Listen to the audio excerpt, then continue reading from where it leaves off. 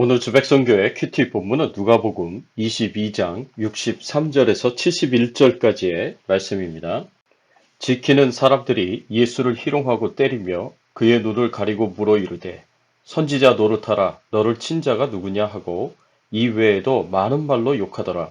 날이 새매 백성의 장로들 곧 대제사장들과 서기관들이 모여서 예수를 그 공회로 끌어들여 이르되 네가 그리스도이거든 우리에게 말하라. 대답하시되 내가 말할지라도 너희가 믿지 아니할 것이요 내가 물어도 너희가 대답하지 아니할 것이니라. 그러나 이제부터는 인자가 하나님의 권능의 우편에 앉아 있으리라 하시니 다 이르되 그러면 내가 하나님의 아들이냐 대답하시되 너희들이 내가 그라고 말하고 있느니라. 그들이 이르되 어찌 더 증거를 요구하리요 우리가 친히 그 입에서 들었노라 하더라. 오늘 본문의 배경이 되는 이 그림은 예수님께서 대제사장 무리들에게 잡혀서 산헤드린 공회에서 신문을 당하시는 모습입니다. 오늘 본문에서 우리가 생각해 봐야 할 주제는 우리가 불의한 일을 당할 때 어떻게 반응해야 하는가입니다. 우리가 살아가면서 불의한 일을 경험하고 억울한 일을 경험할 때가 있습니다. 이럴 때 우리는 어떻게 반응해야 하겠습니까? 이런 일들에 대하여 어떻게 반응하는 것이 그리스도인으로서 바른 반응이라고 할 수 있겠습니까? 예수님은 대제사장과 장로들이 보낸 군사들에 의해서 잡히셨습니다. 예수님은 아무런 죄가 없으셨고 아무런 잘못이 없었는데도 불구하고 흉악한 강도들을 잡아들이는 것처럼 군사들은 칼과 몽치로 무장하고 예수님을 잡으러 왔습니다. 이런 불의한 상황은 예수님께서 잡히실 때에만 있었던 것이 아니었습니다. 그 이후에도 붙잡힌 상태에서도 계속해서 진행되었습니다. 오늘 본문을 보면 예수님께서는 한밤중에 대제사장의 무리들에게 잡히신 후에 대제사장의 집으로 끌려가셨습니다. 이후로 예수님께서는 십자가에 못 박히시기까지 계속해서 무리들에게 고난과 핍박과 조롱을 당하십니다. 누가복음 22장 63절에서 65절까지의 말씀에 보면 지키는 사람들이 예수를 희롱하고 때리며 그의 눈을 가리고 물어 이르되 선지자 노릇하라 너를 친 자가 누구냐 하고 이 외에도 많은 말로 욕하더라. 한밤중에 대제사장의 무리들에게 잡혀서 끌려와 이렇게 매맞으시고 조롱당하시기를 새벽녘까지 하셨습니다. 동일한 내용이 기록된 마태복음 26장 67절 68절의 말씀에 보면 대제사장의 무리들이 예수님을 어떻게 대우하는지 볼 수 있습니다. 이에 예수의 얼굴에 침 뱉으며 주먹으로 치고 어떤 사람은 손바닥으로 때리며 이르되 그리스도야 우리에게 선지자 노릇을 하라 너를 친 자가 누구냐 하더라. 이들은 밤새도록 예수님을 끌고 다니면서 조롱하였고 때리며 고통을 주고 모욕하였습니다. 그리고 동이 트기 전에 새벽녘에 대제사장들과 서기관들이 모였습니다.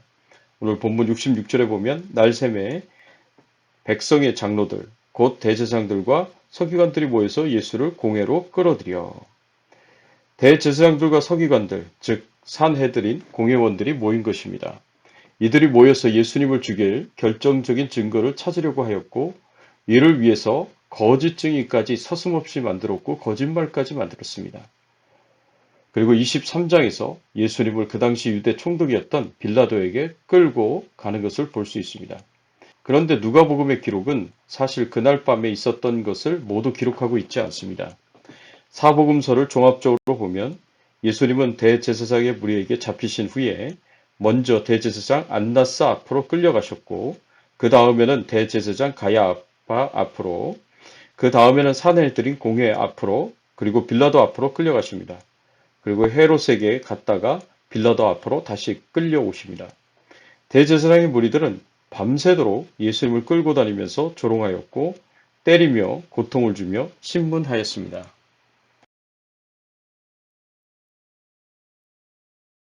이런 불의한 상황에서 예수님은 어떻게 반응하십니까?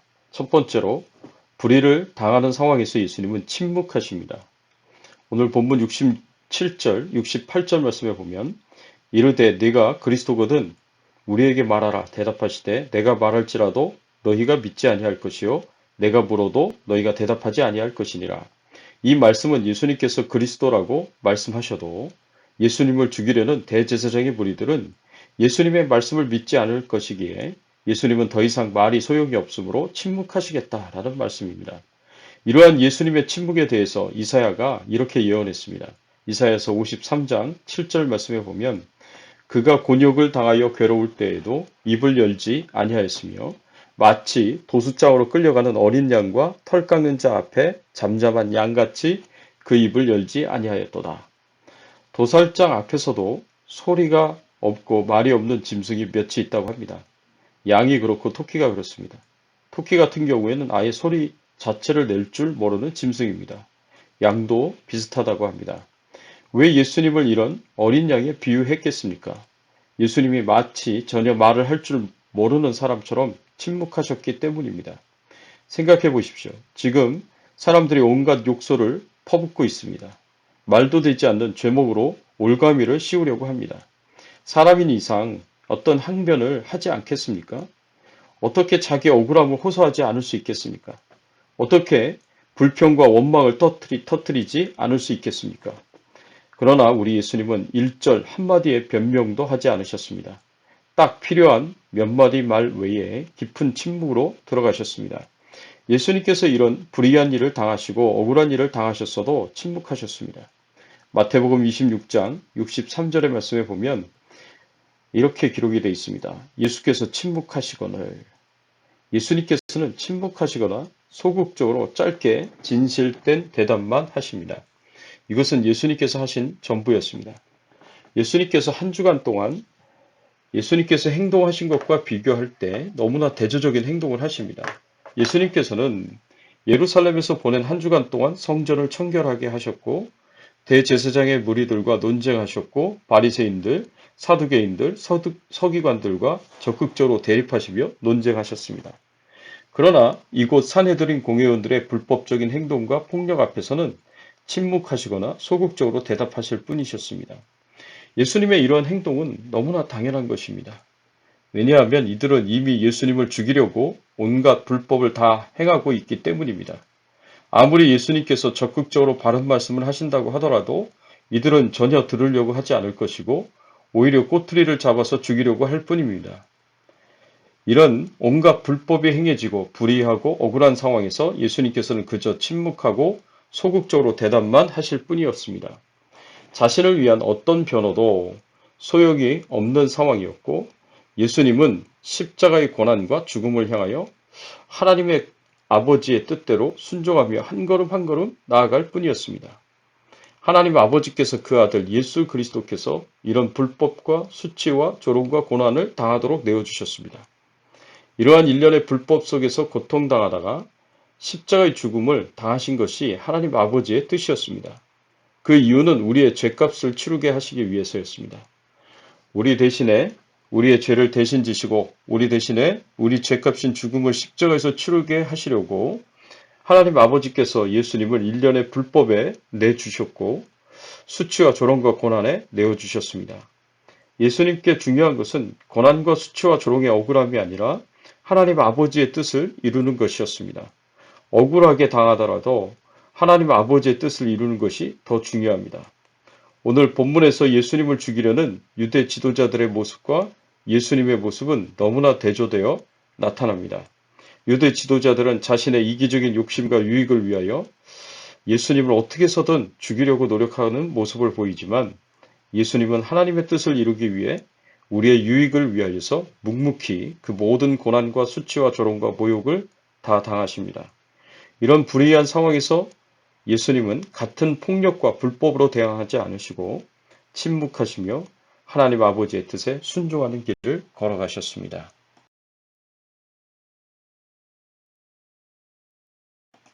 두 번째로 불의한 상황에서 예수님은 미래를 소망하십니다. 예수님께서 침묵하시기로 결정하신 이후에 어떤 말씀을 하십니까?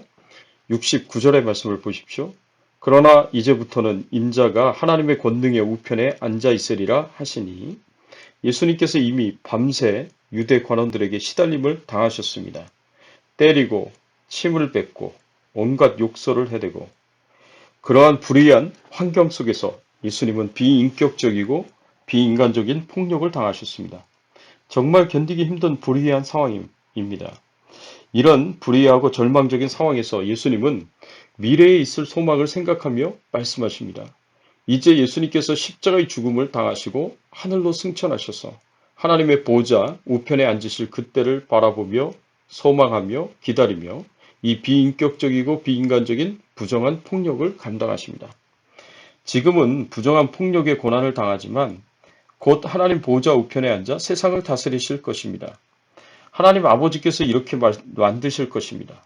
하나님의 뜻을 이루기 위해서, 하나님의 구원 계획을 이루기 위해서 이런 부정한 폭력을 모두 감당하시고 끝까지 십자가의 길을 가시며 순종하신 예수님을 부활시키시고 하늘로 끌어올리셔서 하나님 보좌 우편에 앉히실 것입니다.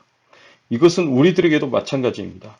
의를 위하여 당하는 고난에는 반드시 하나님의 상급이 있습니다. 그렇습니다. 의를 위하여 당하는 모욕, 비방, 조롱, 박해, 억울함, 누명, 슬픔, 불이익, 왕따와 같은 소외에는 반드시 미래에 하나님께서 공정하게 판단해 주시고 상벌을 주시는 소망이 있습니다. 이것이 성경이 박해를 당하면 오히려 기뻐하라고 예수님께서 말씀하신 이유입니다. 어린 소자 하나에게 냉수 대접하는 것조차 잊지 않고 기억하시는 하나님이십니다. 하물며 하나님의 백성이 의를 위하여 고난당하는 것을 잊으실 리가 없습니다. 반드시 빛나는 면류관으로 칭찬으로 보상하실 것입니다. 예수님은 현재 고난의 상황에서 고난받는 그 자체를 보신 것이 아니라 곧 있을 미래의 영광을 보셨고 하나님의 칭찬과 인정을 바라보셨습니다. 미래 하나님 앞에 있는 큰 기쁨과 즐거움을 바라보셨습니다. 그래서 고난을 능히 감당하셨습니다. 히브리서 12장 2절의 말씀에 보면 믿음의 주요 또 온전케 하신 이 예수를 바라보자. 그는 그 앞에 있는 기쁨을 위하여 십자가를 참사 부끄러움을 개의치 아니하시더니 하나님 보좌 우편에 참으신 일을 생각하라. 사랑하는 성도 여러분, 오늘 말씀이 우리에게 보여주는 예수님의 모습은 우리에게 큰 교훈을 줍니다. 우리도 살아가면서 많은 억울한 고통과 고난과 핍박을 받을 때가 있습니다. 때로는 억울하게 모욕당하고 비방당하고 조롱당하고 박해당하고 누명을 쓰고 슬픔을 겪게 되고 불이익을 당하게 되는 그런 일들을 당할 수가 있습니다. 내가 잘못해서 이런 일이 생겼으면 당연히 받을 것을 받는다고 생각하지만 그런데 억울하게 이런 부정의를 당한다면 그것도 의를 위하여 복음을 위하여 하나님의 영광을 위하여 말씀을 순종하는 것을 위하여 이런 부정의를 당한다면 얼마나 힘들겠습니까? 그러나 예수님이 오늘 본문에서 오히려 침묵하고 천국에서 하나님께서 주실 칭찬과 상급을 생각하시면서 이 모든 고난을 잘 이겨나가시기를 바랍니다. 베드로 사도가 말한 것처럼 부당하게 고난을 받아도 하나님을 생각함으로 슬픔을 참으면 이런 아름다우니라고 가르친 것처럼 부당하게 고난당하시고 또 십자가에서 죽임을 당하신 예수님을 생각하며 그 모든 불의한 고난을 참고 견디면서 끝까지 하나님의 뜻대로 하나님의 말씀대로 신앙의 승리를 이루시며 살아가시기를 예수 그리스도의 이름으로 축원합니다. 함께 기도하겠습니다. 하나님 감사합니다. 예수 그리스도의 그 모든 십자가의 순환과 죽음을 끝까지 다 감당하시면서 하나님의 뜻에 순종하셨기에 우리가 구원을 받을 수 있게 되었고 우리의 모든 죄가 용서함을 받고 죄와 사망으로부터 건짐을 받고 하나님의 자녀가 되고 천국 백성 될 수 있었음을 생각하며 하나님 앞에 감사와 찬양과 영광을 돌립니다. 우리도 살아가면서 억울하게 당하는 많은 고난과 고통이 있습니다. 하나님 이 가운데에서도 우리가 예수 그리스도의 그 고난을 생각하면서 예수님처럼 침묵하고 예수님처럼 미래의 소망을 바라보면서 잘 참고 견디고 인내하면서 끝까지 하나님의 뜻을 이루어가고 하나님의 계획을 성취해 갈 수 있는 저희들의 신앙의 삶이 되도록 은혜 베풀어 주시옵소서. 하나님 아버지여 코로나19 바이러스로부터 저희들의 건강을 지켜주시고 가정을 지켜주시고 생업을 지켜보호하여 주시고 하나님과 동행하면서 하나님의 나라와 영광을 위하여 충성되이 사명 감당하면서 살아갈 수 있도록 은혜를 베풀어 주시옵소서. 감사하고 모든 영광과 존귀와 찬송을 하나님 앞에 돌려오며 예수 그리스도의 이름으로 기도드리옵나이다. 아멘.